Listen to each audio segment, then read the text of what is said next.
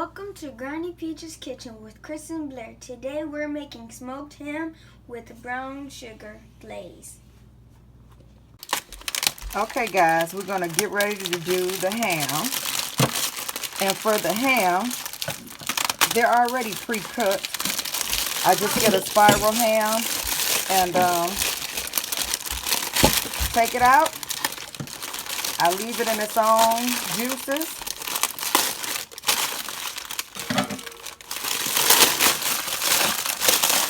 I cut it out of this plastic.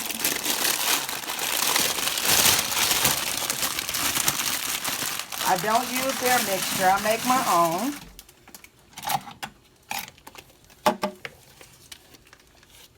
What I do is I just cut the ham out of the packet.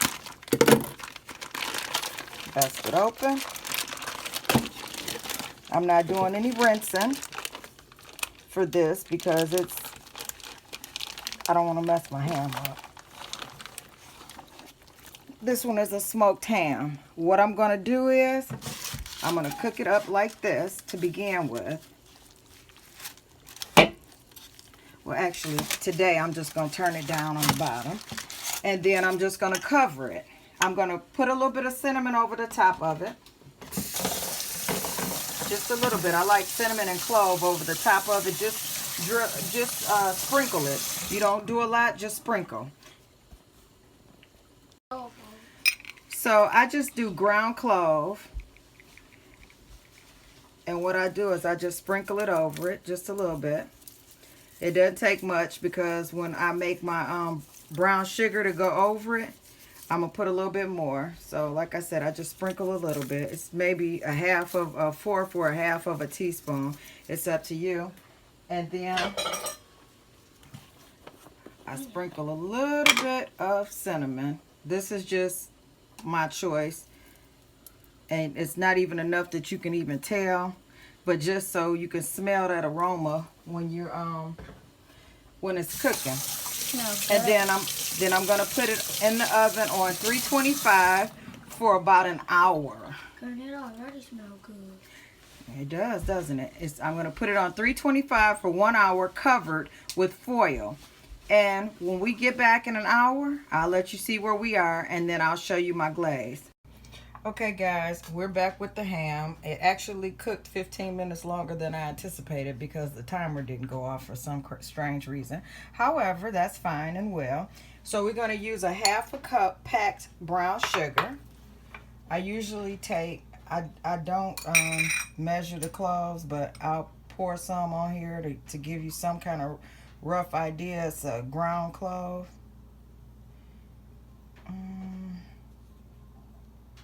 I'd say about a half of a teaspoon. And then when we first got started, I just sprinkled a little bit on top. And for the cinnamon, it's about the same, about maybe a fourth teaspoon. And then I take the juice from off of, which is the broth, I take from off of the actual ham and I mix it down in here. It doesn't take much.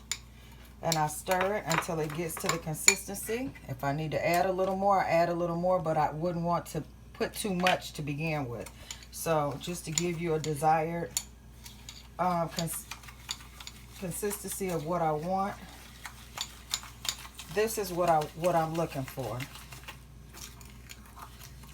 Where it moves, but it's not watery or soupy. And you just take it and you pour it all across, because you're going to take the spoon and smash it in where you want it. And you're going to turn your stove up to 400, which I already have mine ready for 400. And you just put this all over your ham. It's going to go on down further, but it's going to give you the look of a honey baked ham once it's over. And the taste as well. So, but it's not honey baked. It's Miss Peaches, or Granny Peaches, as you all lovingly call me. And this will be about it. I'm just gonna go ahead and put it down the side. Once you get it all over your ham, then you can stick it in the oven. I'm gonna try to get all of this out of here because it's a little area that I want to get covered. I leave those juices, and when I stick it back in the oven, I only stick it back in there for about 7 to 10 minutes, depending on how big the ham is. This one is a smaller ham than what I'm used to using because it's just us today. So that's about it. So this is what it looks like, completely covered all the way around. And I'm gonna stick it uncovered in the oven, and it will go on down, and then it'll actually cling to the ham. So you'll see when we get back how it looks.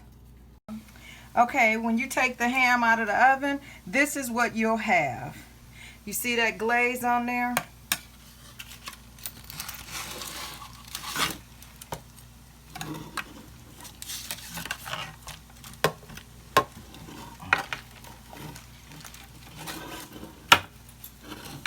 This ham is a big ham. It's big and glazed. You see the glaze is through everything? Can you see that, Chris? Yep. Okay. So that's all I wanted to show you. And there's the other side of the ham. We're going to have the boys do a taste tester, and we'll be right back. Okay, guys. You ready to tell the people what the ham tastes like? Yeah. Those dishes behind them are clean. My dish board sits in the sink, so I wash the dishes as I go. So you like it? This one is smoked compared to what we usually use. We just usually use a regular ham, but this one is smoked. All right, from Sam's Club. Thanks, guys. So what do you want to tell your subscribers and non-subscribers? Make sure to like and subscribe. And click that little bell.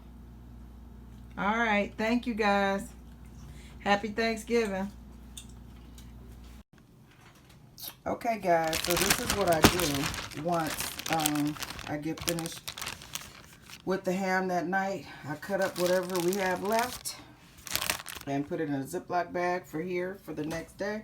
And I take the bone and some of the meat on it, and I either save it for some beans or some split pea soup or some other kind of soup that I might want later, or some greens or whatever I choose, but I really like it in pinto beans.